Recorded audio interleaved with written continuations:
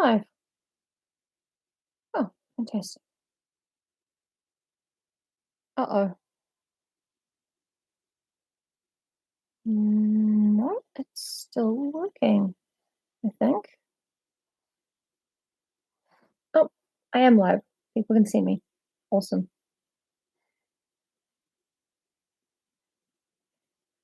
Hello, hello, everybody. Tinakwe. Tinakwe, John.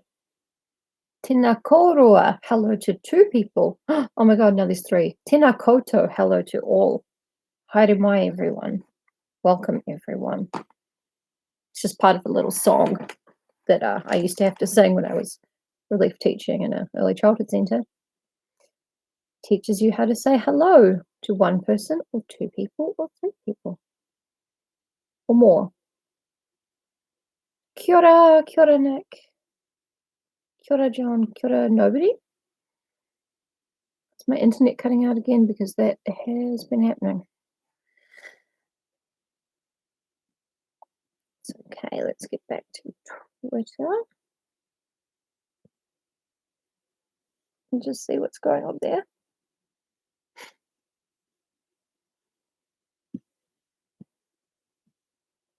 I forgot to do a thing where I said I would be online.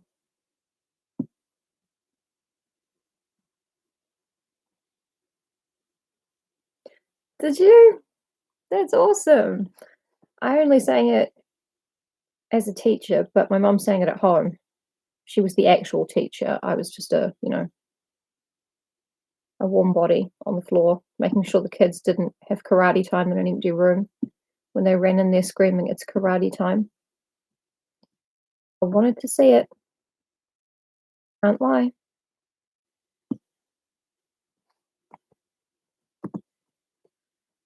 Get in real doofus hours, as Emily Bronte would say.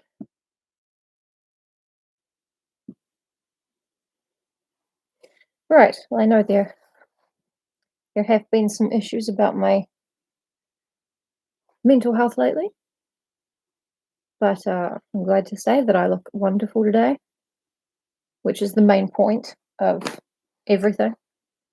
So it's fine, really.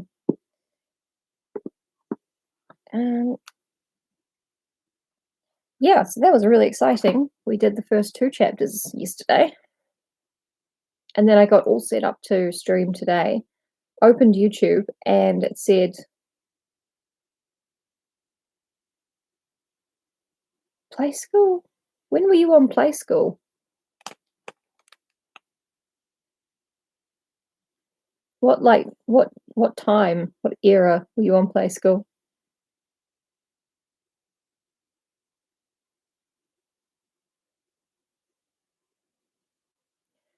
I remember one time on Play School they sang a song, Big Ted had opened a fast food restaurant called Big Ted's Takeaways. And I still have a couple of lines in it in my head that have never left me my whole life. 1988, holy shit, you were! Oh my God, I mean, I'm sorry, I don't wanna swear in front of you. Wow. Big Ted hello, Alex. Big Ted was a character, he was a big teddy bear on a TV show called Play School, which Nick Farrell was on in 1988 when I was 3 and watching it. Although my parents tell me I preferred commercials, as a very small child.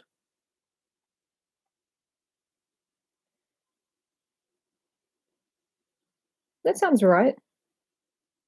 Yeah. Yeah, it was New Zealand. Oh, who was there? There was Big Ted and Little Ted.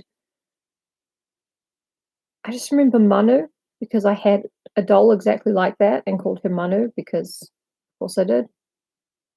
That was her name as far as I knew. Jemima, Humpty, the robot, and Mrs. Miggins from the pie shop. Wow, that is so crazy. And now you're watching me. What? Big Ted's Takeaways. Come to Big Ted's Takeaways for pizza to eat. Have a Big Ted burger for an extra special treat. And I think about that on average twice a day, every day. It must have been like one episode. Thank you. Evelyn gave me this one. All the beautiful blue flowers of the woods and trees. Circularity, man. If I could explain this to my 3-year-old self, I would not be able to. But wow. That's so cool. I'm just kind of sitting here.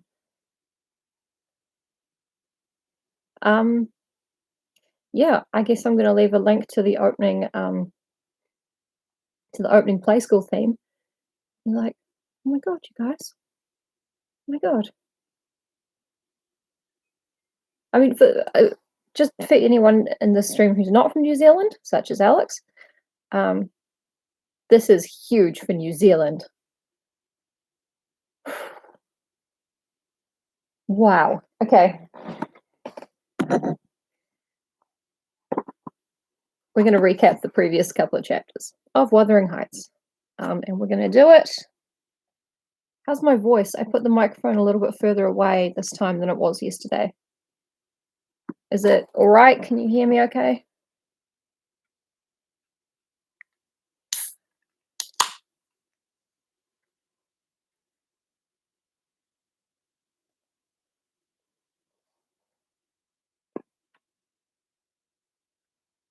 Oh, also not to brag, but I have no eyeliner on my bottom lids. My lashes are just that long. I don't put mascara on them very often because I usually fuck it up.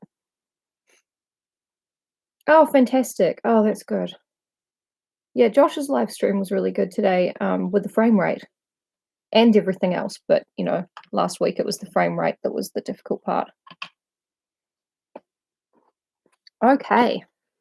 So yesterday on Wuthering Heights, Mr. Lockwood is a man from London or somewhere who is an extremely arrogant dude who sucks. He's just rented a place called Thrushcross Grange, which is harder than you think to say aloud. And like a dick, he's gone to invite himself to his landlord's house to say hello.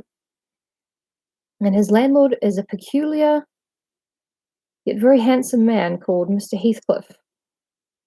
And Heathcliff does not want Mr. Lockwood to come to his house, but Mr. Lockwood starts opening the fence and coming in. So he's like, "Fuck it, come in. I don't care. I don't care." Once inside, Mr. Lockwood meets a young woman who hates him and apparently hates everyone else who lives there. Her name is Mrs. Heathcliff, and he meets a surly youth who seems like a rustic, but acts like part of the family, but also kind of acts like a servant. And yeah, he thinks maybe he sits down for a very awkward cup of tea with them. It's horrible. And he's like, "Oh, Mr. Heathcliff, I must congratulate you on Mrs. Heathcliff. She's so beautiful." And he's like, "Fuck off, she's not my wife." And she's like, "Yeah, fuck off, I'm not his wife." And then he looks at Hareton Earnshaw, who was the young man, and he's like, "Aha, then you are the possessor of the beneficent fairy." And Hareton goes, "What the fuck did you just say to me?" Basically, essentially. And she's like, "Oh no, that's disgusting. Shut up." And Heathcliff is like, "I said she's my daughter-in-law. That dude is not my son. Piss off. My son is dead." And Mr. Lockwood was like, "Well, see you tomorrow." These people do not want him here. So the next day, he walks over to Wuthering Heights again, which is the name of Heathcliff's house. But it's really cold, it's snowing, and he gets snowed in with them. They still hate him, and they're all just kind of going to bed, and he's like, "Well, how am I going to get home?" And they're like, "Well, we don't care. You're probably not. If you go out there, you're probably going to freeze." And he goes, "Well, who's going to guide me home?" And they're like, "Well, we don't know. None of us." And then he's like, well, I'll sleep here then. They're like, I don't care, and go to bed. He cannot.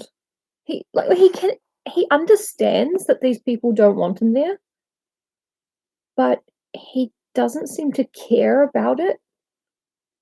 He's just like, well, next time I arrive, I'm going to expect them to be mean to me. No, that's not the lesson you should be learning from this, Mr. Lockwood. You dick. So apparently, it is so good. And young Mrs. Heathcliff, such a bitch. I love it. She won't do anything she doesn't have to. Yeah, pretty much. The other two people at the other two people at Wuthering Heights are Joseph, a servant whose accent written on the page is very hard. So I'm just going to kind of look at it, skim it, and then say what he's saying in a Sean Bean voice. Because I'm not reading out that accent like Tim Maister wants to kick up the ass or whatever. It's so difficult. And a maid called Zilla. And Zilla, I think, is the one who intervened for Mr. Lockwood with like human charity and was like, give him a bed. It doesn't matter. When he wakes up, we're all still going to hate each other. It'll be fine. And that was pretty much where we got up to. All right, just checking for cats.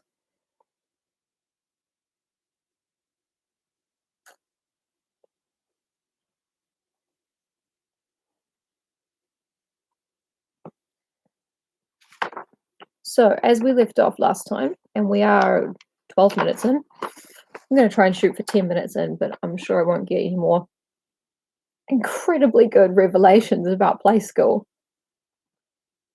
I'm sure I won't get any too many more of those. All right, I got to get my little reading area comforted up.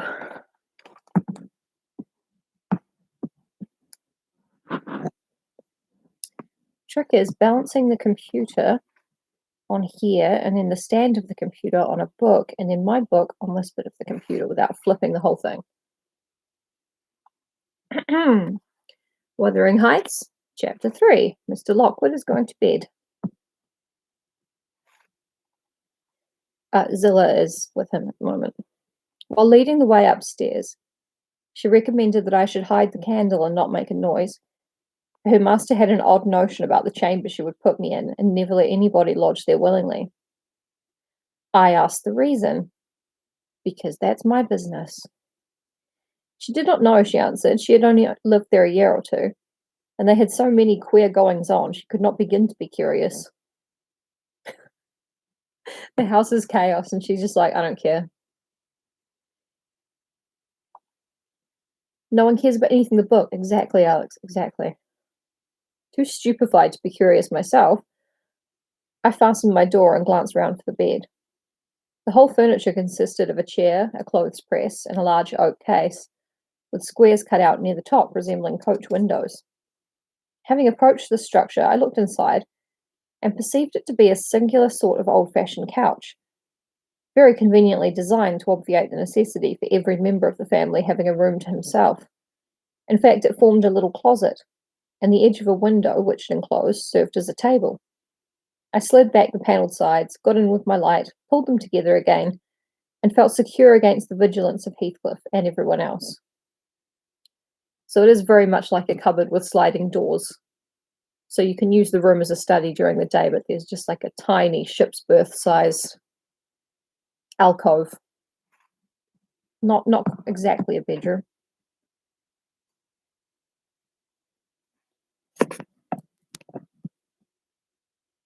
I think that's better. There we go. The ledge where I placed my candle had a few mildewed books piled up in one corner, and it was covered with writing scratched on the paint.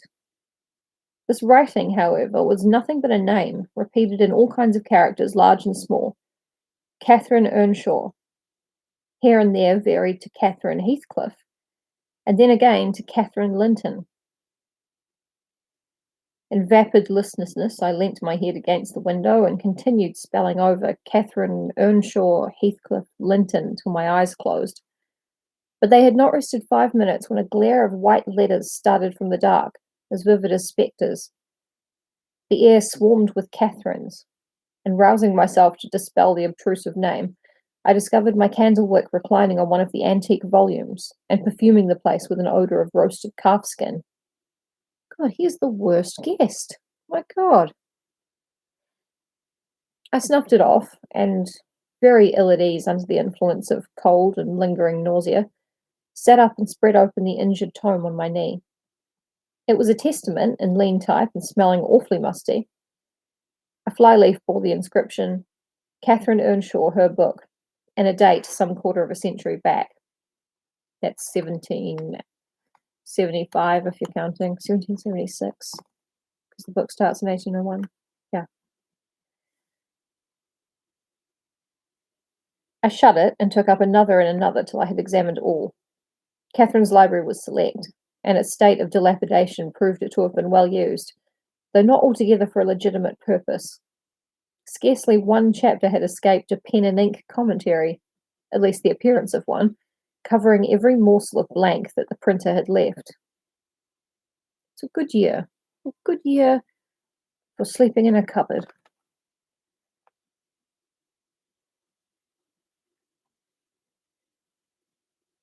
Some were detached sentences, other parts took the form of a regular diary, scrawled in an unformed, childish hand. At the top of an extra page, quite a treasure probably when first lighted on, I was greatly amused to behold an excellent caricature of my friend Joseph, rudely yet powerfully sketched. An immediate interest kindled within me for the unknown Catherine, and I began forthwith to decipher her faded hieroglyphics. Can't believe he's dissing Kathy's handwriting. An awful Sunday, commenced the paragraph beneath. I wish my father were back again. Hindley is a detestable substitute. His conduct to Heathcliff is atrocious. H and I are going to rebel. We took our initiatory step this evening. All day had been flooding with rain. We could not go to church, so Joseph must needs get up a congregation in the garret. And while Hindley and his wife basked downstairs before a comfortable fire, doing anything but reading their Bibles, I'll answer for it, Heathcliff, myself, and the unhappy ploughboy were commanded to take our prayer books and mount. We were ranged in a row on a sack of corn, groaning and shivering, and hoping that Joseph would shiver too, so that he might give us a short homily for his own sake. A vain idea. The service lasted precisely 3 hours. And yet my brother had the face to exclaim when he saw us descending, "What, done already?" On Sunday evenings we used to be permitted to play if we did not make much noise. Now a mere titter is sufficient to send us into corners. "You forget you have a master here," says the tyrant. "I'll demolish the first who puts me out of temper. I insist on perfect sobriety and silence.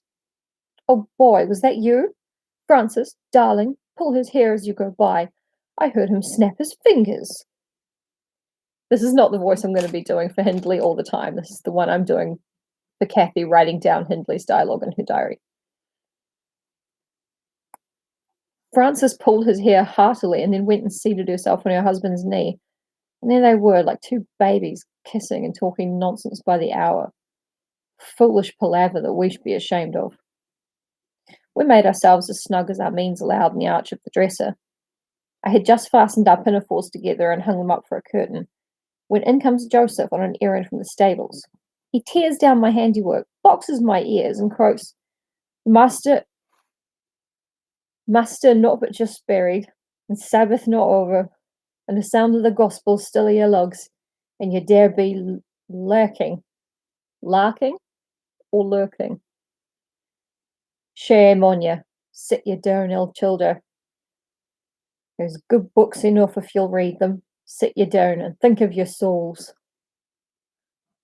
I'm thinking of changing Joseph to a Scottish person because it's easier. Saying this, he compelled us to square our positions so we might receive from the far-off fire a dull ray to show us the text of the lumber he thrust upon us. I could not bear the employment. I took my dingy volume by the scroop and hurled it into the dog kennel, vowing I hated a good book. Heathcliff kicked his to the same place. Then there was a hubbub. "Master Hindley," shouted our chaplain. "Master, come hither. Miss Cathy's riven the back off the helmet of salvation, and Heathcliff's paused his fit into the first part of the broad way to destruction. It's fair fleesome that you let him go on this gate. The old man would have laced him properly, but he's gone." I can't help. There's nothing I can do. Joseph's becoming Scottish. Hindley hurried up from his paradise on the hearth, and seizing one of us by the collar and the other by the arm, hurled us both into the back kitchen, where, Joseph asseverated, old Nick would fetch us sure as we were living. And so comforted, we each sought a separate nook to await his advent. The old Nick is the devil. I reached this book and a pot of ink from the shelf, and pushed the house door ajar to give me light, and I have got the time on with writing for 20 minutes. But my companion is impatient and proposes that we should appropriate the dairywoman's cloak and have a scamper on the moors under its shelter. A pleasant suggestion, and then if the surly old man come in, he may believe his prophecy verified. We cannot be damper or colder in the rain than we are here. This is our introduction to Cathy. For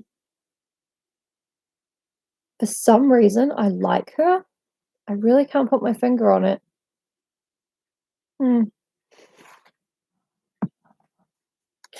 little cow. We're going back to Lockwood, sorry. I assume Catherine fulfilled her project, for the next sentence took up another subject. She waxed lachrymose. Yeah, the ghost lady. This was before she was a ghost. "How little did I dream that Hindley would ever make me cry so," she wrote. "My head aches till I can't keep it on the pillow. Still I can't give over. Poor Heathcliff. Hindley calls him a vagabond and won't let him sit with us or eat with us any more. And he says he and I must not play together and threatens to turn him out of their house if we break his orders. He's been blaming our father. How dared he? For treating H too liberally, and swears he will reduce him to his right place." There's a dash, and then we're back with our favourite guy. I began to nod drowsily over the dim page, ignoring a woman's pain, as I do, because I'm Mr. Lockwood and I'm the fucking worst. Got to pick a character to hate in Wuthering Heights, and every book, and life.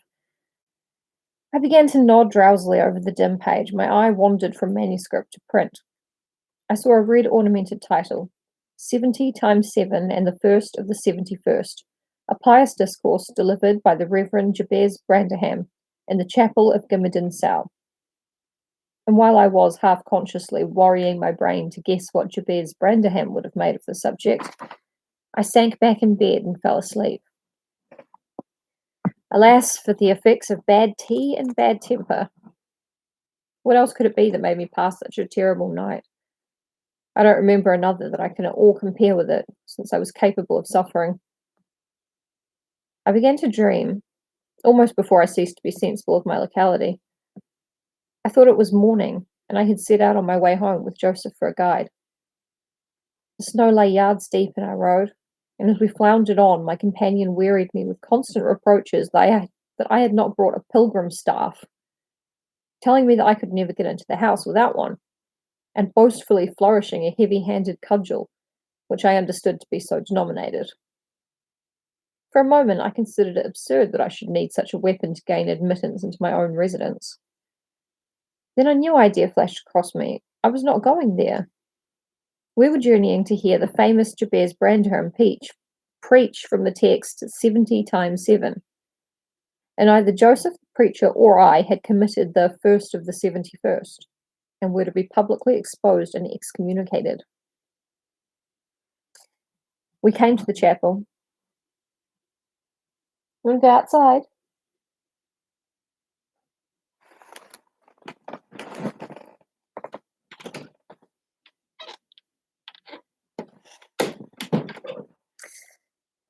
Flora has no respect for Mr. Lockwood and his dreams. I raised her right.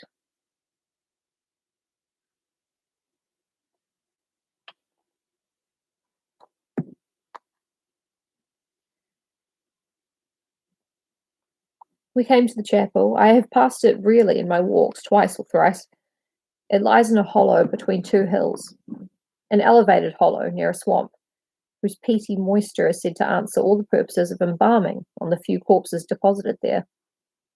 The roof has been kept whole hitherto, but as the clergyman's stipend is only £20 per annum, and a house with 2 rooms, threatening speedily to determine into one, no clergyman will undertake the duties of pastor, especially as it is currently reported that his flock would rather let him starve than increase the living by 1 penny from their own pockets. However, in my dream, Jabez had a full and attentive congregation, and he preached. Good God, what a sermon! Divided into 490 parts, each fully equal to an ordinary address from the pulpit, and each discussing a separate sin. Where he searched for them, I cannot tell. He had his private manner of interpreting the phrase, and it seemed necessary the brother should sin different sins on every occasion.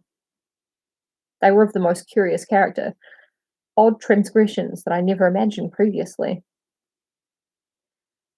I want to know about these new sins. I'm calling it Sin 2. It's just a little classic Twitter ref for you. Oh, how weary I grew. How I writhed and yawned and nodded and revived. How I pinched and pricked myself and rubbed my eyes and stood up and sat down again and nudged Joseph to inform me if he would ever have done. I was condemned to hear it all out. Finally, he reached the first of the 71st. At that crisis, a sudden inspiration descended on me. I was moved to rise and denounce Jabez Branderham as the sinner of the sin that no Christian need pardon. Sir, I exclaimed, sitting here within these 4 walls, at one stretch I have endured and forgiven the 490 heads of your discourse. 70 times 7 times have I plucked up my hat and been about to depart. 70 times 7 times have you preposterously forced me to resume my seat. The 491st is too much. Fellow martyrs, have at him. Drag him down and crush him to atoms, that the place which knows him may know him no more. Thou art the man, cried Jabez after a solemn pause, leaning over his cushion. 70 times 7 didst thou gapingly contort thy visage. 70 times 7 did I take counsel with my soul. Lo, this is human weakness. This also may be absolved. The first of the 71st is come. Brethren, execute upon him the judgment written. Such honour have all his saints. With that concluding word, the whole assembly, exalting their pilgrim staves, rushed round me in a body, and I, having no weapon to raise in self-defence, commenced grappling with Joseph, my nearest and most ferocious assailant, for his. In the confluence of the multitude, several clubs crossed. Blows aimed at me fell on other sponsors. Presently the whole chapel resounded with rappings and counter-rappings. Every man's hand was against his neighbour, and Branderham, unwilling to remain idle, poured forth his zeal in a shower of loud taps on the boards of the pulpit, which responded so smartly that at last, to my unspeakable relief, they woke me. And what was it that had suggested the tremendous tumult? Tumult? I don't know how to say it in English. What had played Jabez's part in the row? Merely the branch of a fir tree that touched my lattice as the blast wailed by, and rattled its dry cones against the panes.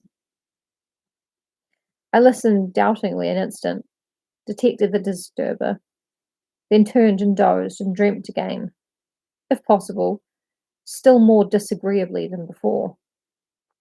I feel like Mr. Lockwood is a guy who loves describing all of his dreams, no matter if they're plot relevant or not.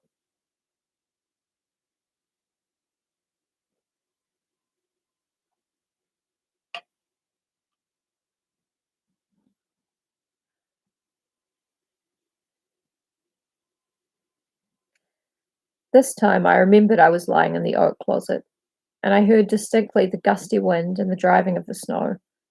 I heard also the fir bough repeat its teasing sound, and ascribed it to the right cause. But it annoyed me so much that I resolved to silence it if possible, and I rose and endeavoured to unhasp the casement. The hook was soldered into the staple, a circumstance observed by me when awake, but forgotten. I must stop it, nevertheless, I muttered, knocking my knuckles through the glass and stretching an arm out to seize the importunate branch, instead of which my fingers closed on the fingers of a little ice-cold hand.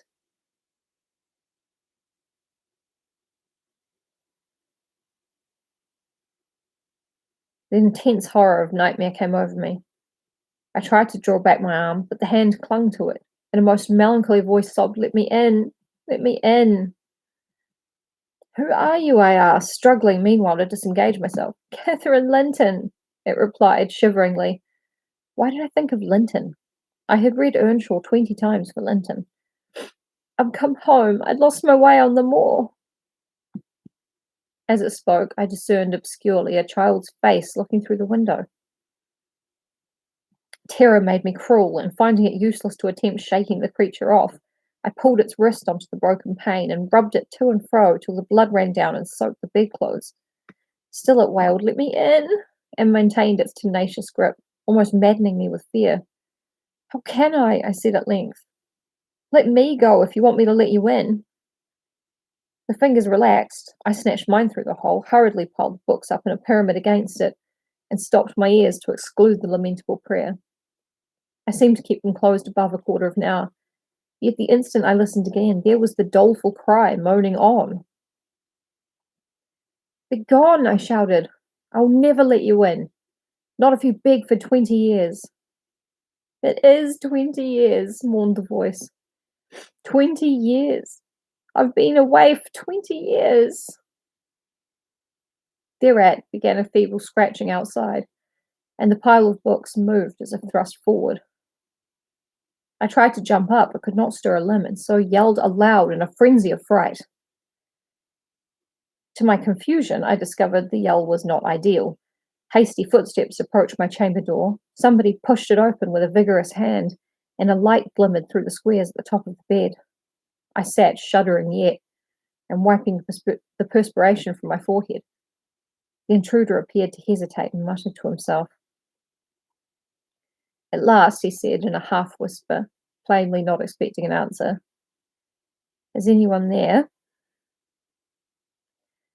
I considered it best to confess my presence, for I knew Heathcliff's accents, and feared he might search further if I kept quiet. With this intention I turned and opened the panels. I shall not soon forget the effect my action produced. Eh? Evelyn taught me how to do that. I don't like anime, but it is funny. Heathcliff stood near the entrance, in his shirt and trousers, with a candle dripping over his fingers, and his face as white as the wall behind him. The first creak of the oak startled him like an electric shock. The light leapt from his hold to a distance of some feet, and his agitation was so extreme that he could hardly pick it up. "It is only your guest, sir," I called out, desirous to spare him the humiliation of exposing his cowardice further. Fuck you, Lockwood, honestly. "I had the misfortune to scream in my sleep owing to a frightful nightmare. I'm sorry I disturbed you." "Oh, God confound you, Mr. Lockwood. I wish you were at the," commenced my host, setting the candle on a chair, because he found it impossible to hold it steady. "And who showed you up to this room?" he continued, crushing his nails into his palms and grinding his teeth to subdue the maxillary convulsions. "Who was it? I've a good mind to turn them out of the house at this moment." "It was your servant Zillah," I replied, flinging myself onto the floor and rapidly resuming my garments. "I should not care if you did, Mr. Heathcliff. She richly deserves it. I suppose she wanted to get another proof that the place was haunted at my expense. Well, it is, swarming with ghosts and goblins. You have reason in shutting it up, I assure you. No one will thank you for a doze in such a den." "What do you mean?" asked Heathcliff. "And what are you doing? Lie down and finish out the night since you are here, but for heaven's sake, don't repeat that horrid noise. Nothing could excuse it unless you were having your throat cut." If the little fiend had got in at the window, she probably would have strangled me, I returned. I'm not going to endure the persecutions of your hospitable ancestors again. Was not the Reverend Jabez Branderham akin to you on the mother's side?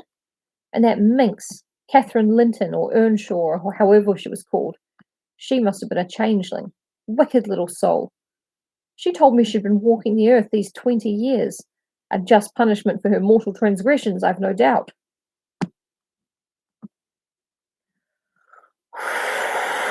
Oh, oh, oh. He's crossed the line there. Scarcely were these words uttered when I recollected the association of Heathcliff with Catherine's name in the book, which had completely slipped from my memory till thus awakened. I blushed at my inconsideration, but without showing further consciousness of the offence, I hastened to add, "The truth is, sir, I passed the first part of the night and—" Here I stopped afresh. I was about to say perusing these old volumes. Then it would have revealed my knowledge of their written as well as their printed contents, so, correcting myself, I went on, in spelling over the name scratched on the window ledge. A monotonous occupation calculated to set me to sleep, like counting, or what can you mean in talking in this way to me? Thundered Heathcliff with savage vehemence. How dare you? Under my roof. God, he's mad to speak so, and he struck his forehead with rage. I did not know whether to resent this language or pursue my explanation.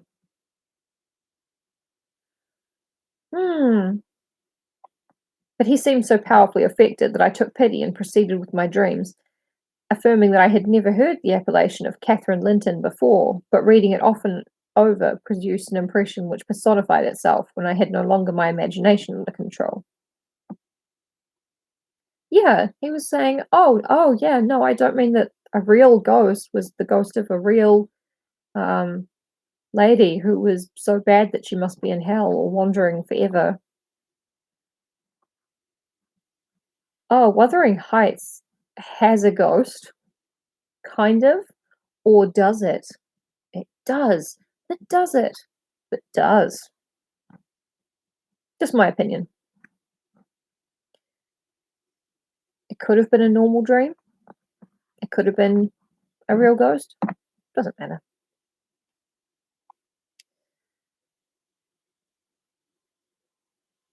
Heathcliff gradually fell back into the shelter of the bed as I spoke, finally sitting down almost concealed behind it. I guessed, however, by his irregular and intercepted breathing, that he struggled to vanquish an excess of violent emotion. Not liking to show him that I had heard the conflict, I continued my toilet rather noisily.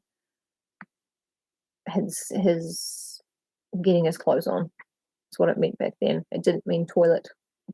Although, though doing toilet functions was often part of it. Getting ready. I continued my toilet rather noisily, looked at my watch, and soliloquized on the length of the night. Not 3 o'clock yet. I could have taken oath it had been 6. Time stagnates here. We must surely have retired to rest at 8.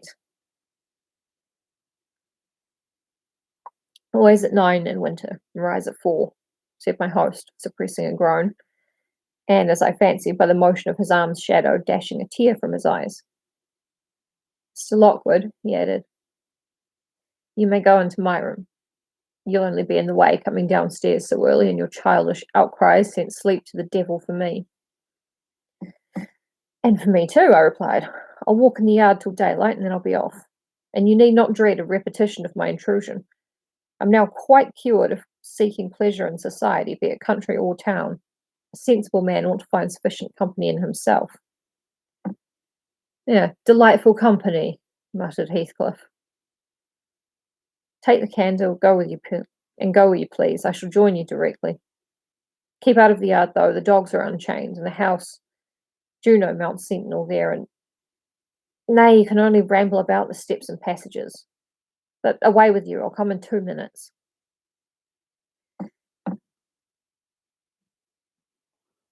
No, it's a ghost. Well, it's not a Scooby-Doo ghost that gets unmasked, so don't worry about it. And also, hello, welcome.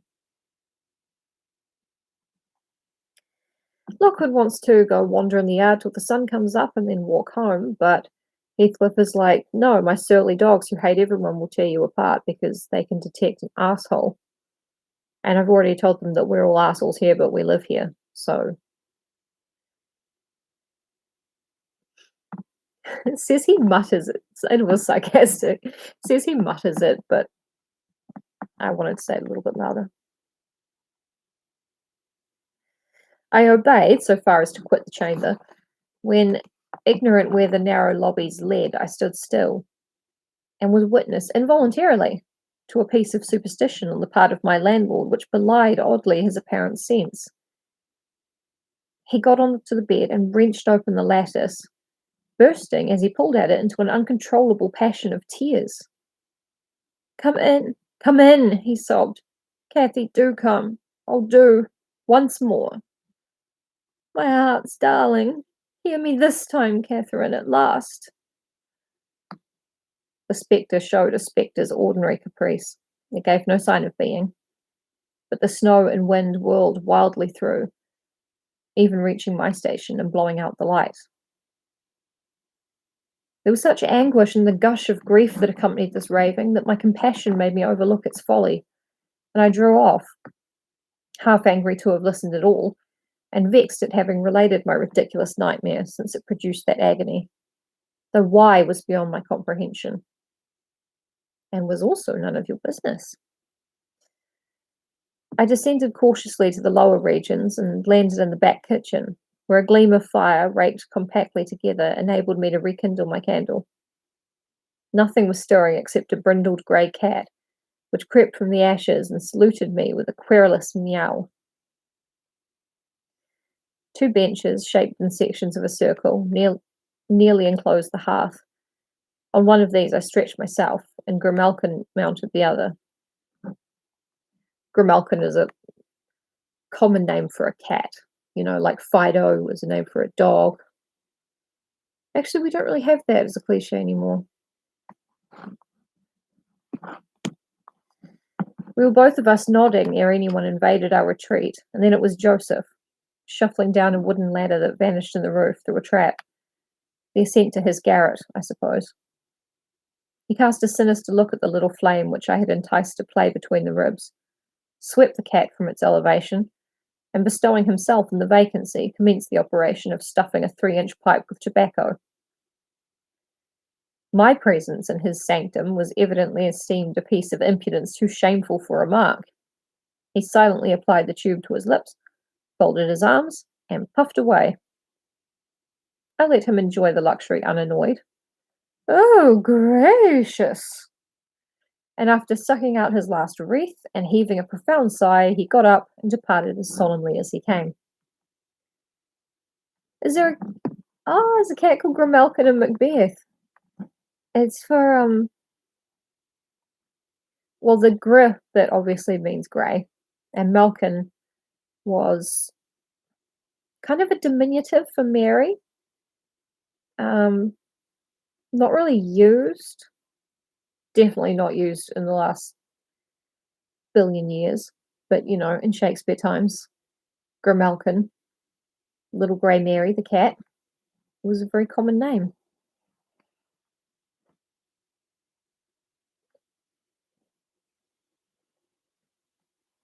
Oh, my throat hurts.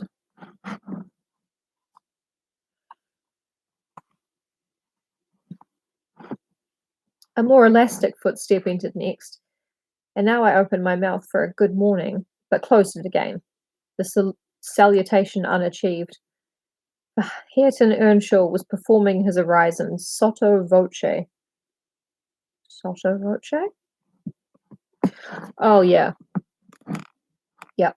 In the early modern period in witch trials, the pets' names are given quite a lot, and it's actually really, it's a horrific thing, obviously, the witch trials, but it does give us kind of a bit of insight into common people and what kind of animals they kept and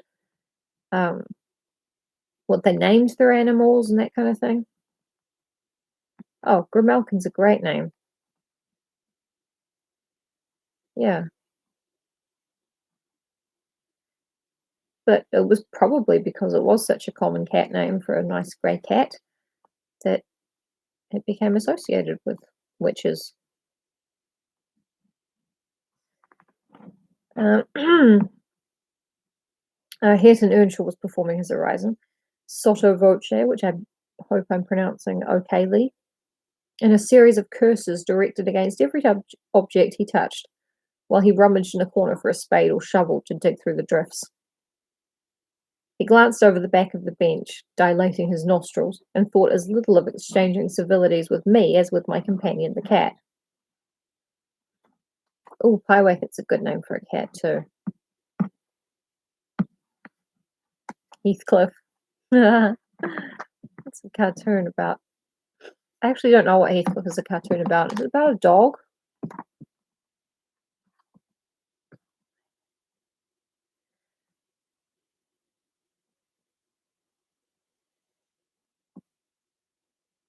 I guessed... Sorry, I was trying to find the paragraph. I guessed by his preparations that egress was allowed, and leaving my hard couch, made a movement to follow him. He noticed this and thrusted an inner door with the end of his spade, intimating by an inarticulate sound that there was the place where I must go if I changed my locality. Oh, it's an orange cat. Oh, okay. In New Zealand, we call it Garfield. It's one of the many things that is a joke.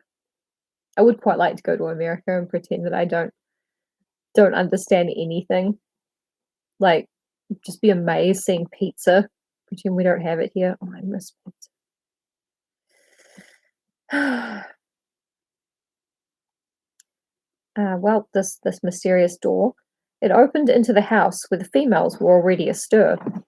Zillah urging flakes of flame up the chimney with a colossal bellows, and Mrs. Heathcliff kneeling on the hearth, reading a book by the aid of the blaze. She held her hand interposed between the furnace heat and her eyes, and seemed absorbed in her occupation, desisting from it only to chide the servant for covering her with sparks, or to push away a dog now and then that snoozled its nose over forwardly into her face. I was surprised to see Heathcliff there also. He stood by the fire, his back towards me, just finishing a stormy scene with poor Zillah, who ever and anon interrupted her labour to pluck up the corner of her apron and heave an indignant groan. "And you worthless," he broke out as I entered, turning to his daughter-in-law and employing an epithet as harmless as duck or sheep, but generally represented by a dash. I think she's saying here that Heathcliff called Mrs. Heathcliff a worthless bitch. No woman could have written this. It's too cruel. There you are at your idle tricks again. The rest of them do earn their bread. You live on my charity. Put your trash away and find something to do. You shall pay me for the plague of having you eternally in my sight. Do you hear, damnable jade? I'll put my trash away, because you can make me if I refuse, answered the young lady, closing her book and throwing it on a chair. But I'll not do anything, though you should swear your tongue out, except what I please. Heathcliff lifted his hand, and the speaker sprang to a safer distance, obviously acquainted with its weight. Having no desire to be entertained by a cat and dog combat, I stepped forward briskly, as if eager to partake of the warmth of the hearth, and innocent of any knowledge of the interrupted dispute. Each had enough decorum to suspend further hostilities. Heathcliff placed his fists, out of temptation, in his pockets. Mrs. Heathcliff curled her lip and walked to a seat far off, where she kept her word by playing the part of a statue during the remainder of my stay. That was not long. I declined joining their breakfast, and at the first gleam of dawn, took an opportunity of escaping into the free air, now clear and still, and cold as impalpable ice. My landlord hallooed for me to stop ere I reached the bottom of the garden, and offered to accompany me across the moor. It was well he did, for the whole hill back was one billowy white ocean. swells and falls not indicating corresponding rises and depressions in the ground. Many pits, at least, were filled to a level, and entire ranges of mounds, the refuse of the quarries, blotted from the chart which my yesterday's walk left pictured in my mind. I had remarked on one side of the road, at intervals of 6 or 7 yards, a line of upright stones, continued through the whole length of the barren. These were erected and daubed with lime on purpose to serve as guides in the dark, and also when a fall, like the present, confounded the deep swamps on either hand with a firmer path. They mean a snowfall. But, excepting a dirty dot pointing up here and there, all traces of their existence had vanished, and my companion found it necessary to warn me frequently to steer to the right or left, when I imagined I was following correctly the windings of the road. Climate change has happened, hasn't it? Sorry. Things I think are funny at the moment. We exchanged little conversation, and he halted at the entrance of Thrushcross Park, saying I could make no error there. Our adieus were limited to a hasty bow, and then I pushed forward, trusting to my own resources, for the porter's lodge is untenanted as yet. The distance from the gate to the grange is 2 miles. I believe I managed to make it 4, what with losing myself among the trees and sinking up to the neck in snow, a predicament which only those who have experienced it can appreciate. At any rate, whatever were my wanderings, the clock chimed 12 as I entered the house, and that gave exactly an hour for every mile of the usual way from Wuthering Heights. My human fixture and her satellites rushed to welcome me.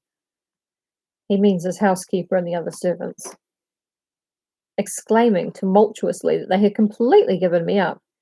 Everybody conjectured that I perished last night, and they were wondering how they must set about the search for my remains.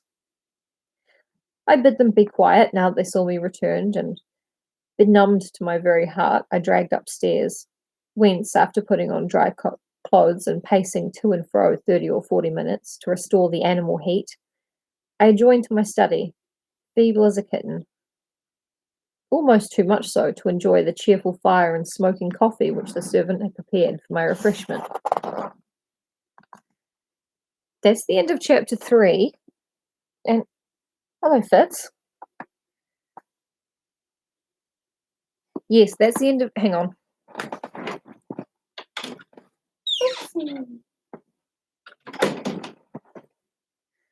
Oh, hey, Josh. It's all good.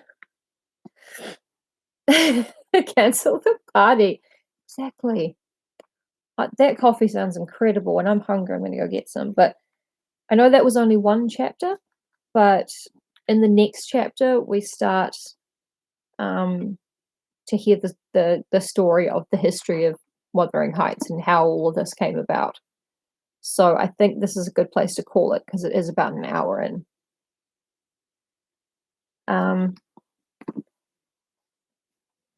Yeah, it was a really good one today. Thank you all so much for being here. And Nick Farrow, wow.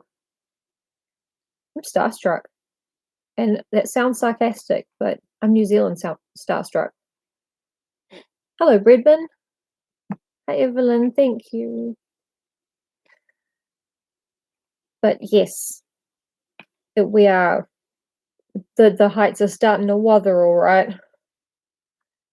And my voice is starting to go. So, oh, Evelyn, look, you gave me this necklace, didn't you? Doesn't matter. Anyway, it looks wonderful. Okay. Yeah, but play school. You were in the Big Ted Burgers sketch. I mean, and again, that sounds really sarcastic, but I think about it every day.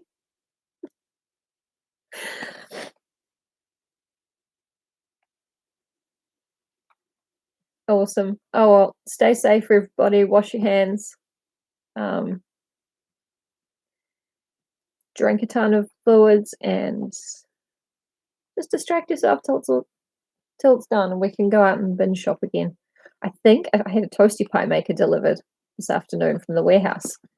So I'm going to have sweet corn toasties for dinner. Yeah, thank you, Breadbin. Take care, everyone else. Wash your hands. Bye-bye. See you tomorrow.